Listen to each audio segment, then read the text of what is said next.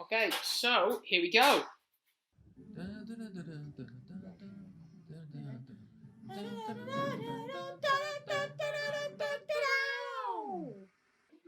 This episode in general, the kind of, obviously it's such a big physical episode, so people were exhausted when we were filming this, because usually we did like a relatively manageable bit of pre-record for each episode. There's some stuff you can't do live with the audience just because it takes too long.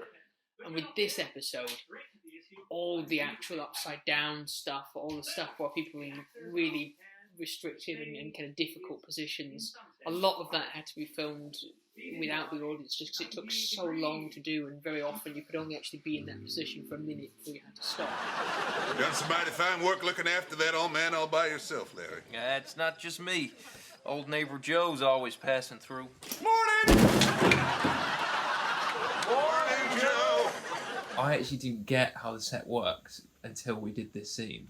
There's a cat. Hello, cat. We've just seen Greg falling through, which is really weird because we had to pre-record that bit because it was really dangerous. And so me and Hen had to do the scene, pause, and then carry on. It was very weird.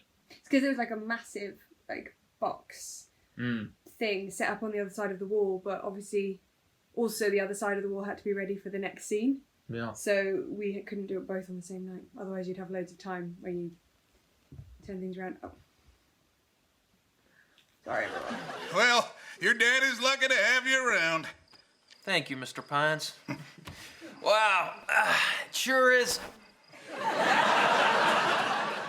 was kind of a clever magnet system that's kind of keeping everything up. So, we had to work out where the magnets would go, but it was very hard to rehearse it, because ideally you'd run it and then you'd say, oh, I want it to stay there.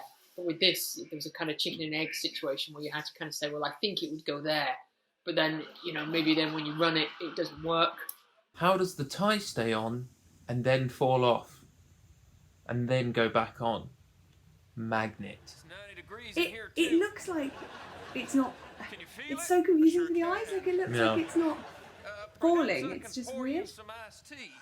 A fun, interesting fact is Henry Lewis has glasses on there. They weren't initially part of his costume, but in one of the first runs, obviously we poured a lot of water in his eyes, which was fine. Sugar? Yes, please. But then when the sugar was released, it all went into Hen's eyes, but obviously it was wet.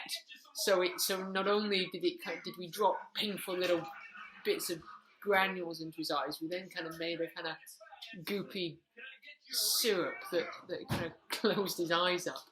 So that was a lesson learned. Who is it, Melinda? It's Miss Barbara. No, Carl, I need you to tell the buyers to relax and sign the damn contracts today. I mean, this is my absolute favourite costume of all time. I thought it was incredible and I loved wearing it. I loved the whole ensemble. Who inspired the accent? Jodie Foster. Jodie Foster. We'd watched Silence of the Lambs only a couple of weeks before or something, and I was like, oh, that's who it's got to be. Imagine if she saw this. I don't know what she'd think. Probably think you're taking the piss. I'm not. Jodie Foster. It's an homage. You want to say hello to Ruffles? Don't tell me that mangy dog is still alive. Ruffles, come on and say hello to Barbara. And this is great. I love Ruffles. I think Ruffles really belongs to the special effects team, because they did such a good job, because he's such the right side of being a kind of engineering marvel and also being just god awful. I like that it can do all the things that it was supposed to do in the script, but it can only just do that. It can only just sit down, or it can only just balance. So that's good. Oh, hello. As we discuss Ruffles, my dog has come to join. Yeah, you're better than that dog, aren't you? You're better than Ruffles, Mabel. So the dog is a real feat of engineering. But it took such a long time to perfect it. It took so long the whole process was, but brilliantly done by the SFX team. And trying not to laugh in this section was really challenging. Look, you do a dog noise. Do a dog noise. Do a dog noise. Go into the study, boy. Give me the remote. Get off that. Careful, careful. So this is a really good bit where Ruffles tries to leave, because all the stuff with the dog falling over, this wasn't scripted. It's just the dog just doesn't stay up.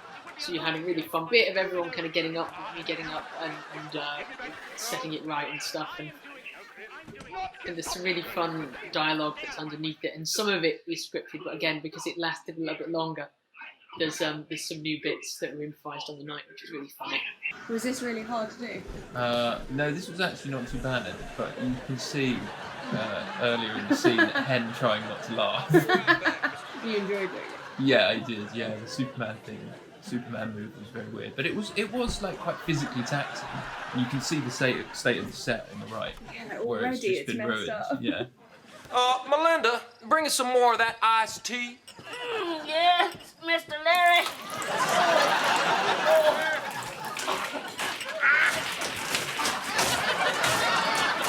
So we're kind of into the big scene now with Melinda getting some beers from the refrigerator.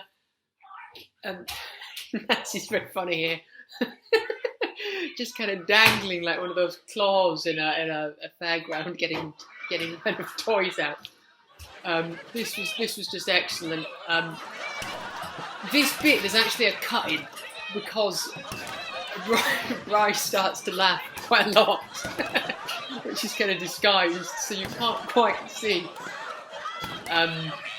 As well, she took so long to catch the bit.